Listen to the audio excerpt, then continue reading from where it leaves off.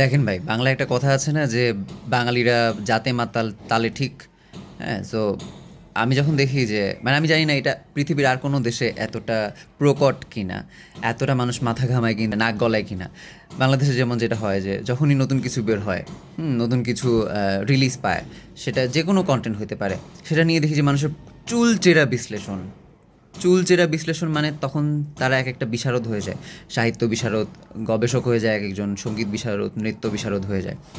তো Coke studio যে গানগুলো বের করতেছে রিসেন্টলি, সেগুলো নিয়ে প্রত্যেকটা নিয়ে মানুষের কন্ট্রোভার্সি শেষ নাই। এবং লাস্ট যেটা বের করলো সেটা নিয়ে আরও বেশি কন্ট্রোভার্সি, যে কিসের সাথে কি, হ্যাঁ গু বানাইছে, তারপরে গার্বেজ বানাইছে। ভাই আপনার একটা কথা বলি, ওরা ফিউশন বানায়, ওরা কোনো কভার করে নাই। মানে ওরা এটা ওদের প্যাটার্ন, মানে ওদের কাজের প্যাটার্নই এটা, ওদের কাজের এটা বৈশিষ্ট্য, এটা ওদের স্পেশালিটি বা এটা ওদের ইউনিকনেস বলতে পারেন। সো ওদের কাজই এরকম যে ফিউশন করা, একটা একটার সাথে এরকমই করে ওরা কাজ। আপনার পছন্দ না হইলে, আপনার ভালো না লাগলে আপনি না দেখেন, আপনি ইগনোর করেন। ইগনোর করার একটা অপশান আছে তো, বাট না, আপনার ওটা দেখতে হবে। আপনি ওটা দেখবেন, ওটা নিয়ে গবেষণা করবেন, চুলচেরা বিশ্লেষণ করবেন, বিশারদ হয়ে যাবেন, সঙ্গীত বিশারদ। মানে আই হ্যাভ ডাউট যে আপনার অ্যাকচুয়ালি ওটা নিয়ে কোনো জ্ঞান বা কোনো দক্ষতা আছে কি না।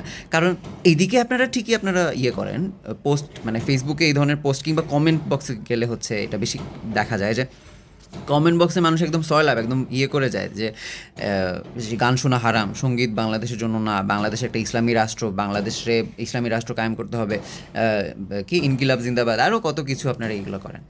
বাট আপনারা আবার মানে ঠিকই গান শুনেন, তার মানে ওই গানটা আপনি শুনেই হচ্ছে রিভিউ দিচ্ছেন। যেহেতু আপনি রিভিউ করতেছেন, এত বড় বড় বিশ্লেষণ করতেছেন, এত লেখা লিখতেছেন, এত কিছু ভিডিও বানাচ্ছেন, তার মানে আপনারা শুনছেন গানটা, তাহলে আপনি যদি গানটা শুনলেনই, তাহলে তো এটা হারাম হয়ে গেল না? মানে হাউ দিস ওয়ার্কস অ্যাকচুয়ালি, মানে কেমন কন্ট্রাডিক্টরি না ব্যাপারটা, যে আপনারা গান শুনতেছেন আবার সেটা বলতেছেন যে গান হারাম। এই যে কালকে হচ্ছে জুম্মার নামাজের সময় নামাজ পড়তে গেলাম। ইউজুয়ালি আমি এত আগে যাই না, আগে না যাওয়ার অনেক কারণ আছে। কারণ হচ্ছে মসজিদের ইমামদের ওই খুতবা অ্যাকচুয়ালি আমি শুনতে মানে ইন্টারেস্ট পাই না এখন আর। কারণ ওদের গিবত মানে অ্যাকচুয়াল ওয়ার্ডটা বের হয়ে গেছে।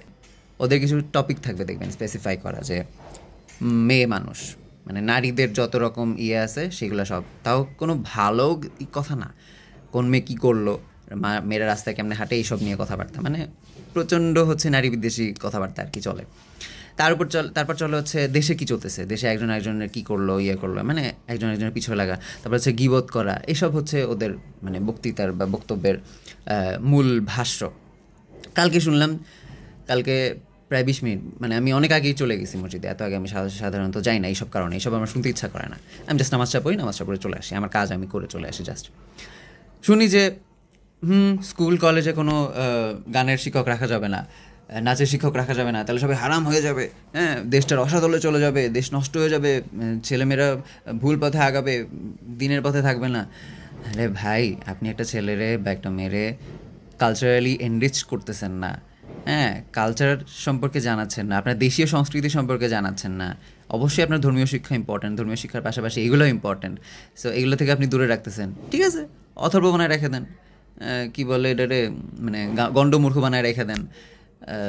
পরে গিয়া এটার ফলও মানে দেশ ভুগবে। খালি আমি ভাবতেছি যে দেশটা যদি একবার জামাত বা শিবির হাতে চলে যায়, মানে ফেব্রুয়ারি ইলেকশনের পরে, তখন দেশের অবস্থা অ্যাকচুয়ালি কী হবে।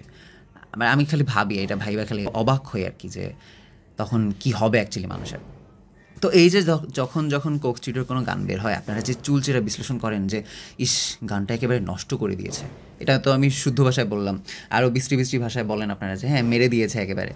আরে ভাই, মানে আপনার অ্যাকচুয়ালটা শোনার ইচ্ছা, আপনি অ্যাকচুয়ালটা শুনেন না, অ্যাকচুয়ালটা গিয়ে হচ্ছে শুনেন, আপনি যেভাবে ফিল নেন, এটা একটা ফিউশন মানুষ যে কোনো ফিলিং দিয়ে বানাতে, মানে আমার কাছে একটা জিনিস যেরকমভাবে মানে দাঁড় করায় বা আমার কাছে যেরকম ফিল করি আমি, সেরকম আরেকজনের কাছে ফিল নাই হইতে পারে, সে অন্যভাবে জিনিসটা দেখতে পারে। একজনের কাছে বেদনার হলে একজনের কাছে আনন্দের হইতেই পারে, একজনের কাছে একটু নর্মাল হলে একজনের কাছে একটু বেশি ডিস্কো টাইপের হইতেই পারে।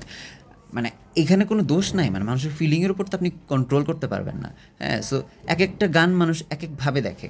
এখন বাগিচায় বুলবুলি ওই মানে কাজী নজরুল ইসলাম যেভাবে বানিয়ে গেছেন, এখনকার প্যাটার্নে সেটা অন্যভাবে একটু এক্সপেরিমেন্ট করে দেখছে মানুষজন। তারপরে এই যে বাউলের সাথে যে পার্সিয়ান মানে কবিতা বা গান যেটাই বলেন, যেটা হচ্ছে একটা মিক্সচার করলো, এটা একটা এক্সপেরিমেন্ট, এটা একটা ফিউশন। আপনার ভালো না লাগলে আপনি না শুনেন, বাট যারা শুনতেছে বা যারা শুনে এটাকে কভার করতেছে বা ভিডিও বানাচ্ছে, তাদেরকে তাদের মতো থাকতে দেন। এত মানুষের ব্যাপারে নাক গলানোর মানে অভ্যাসটা একটু ছাড়েন ভাই, বুঝছেন? এগুলো না ছাড়লে না আপনি নিজে ভালো থাকবেন, না মানুষের ভালো থাকতে দিবেন।